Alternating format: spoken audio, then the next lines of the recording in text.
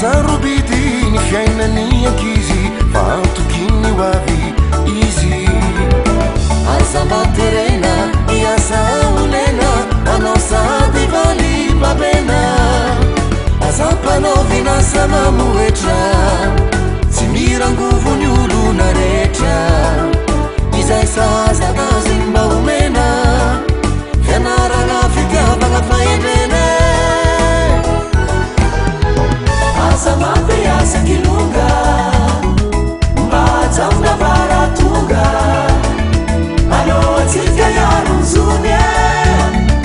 Yana chizu la samuni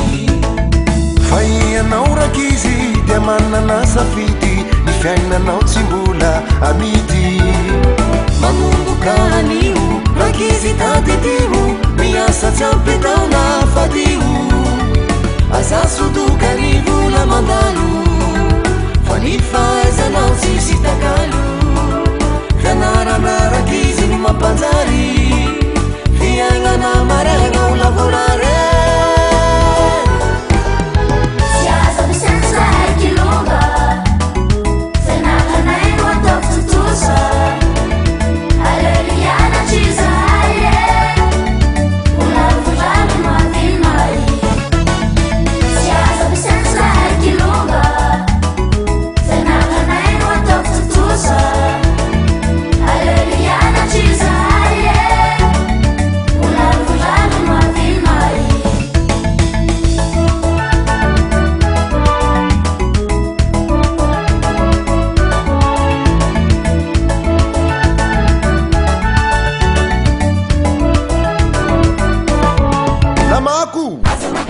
Lamaku Averenu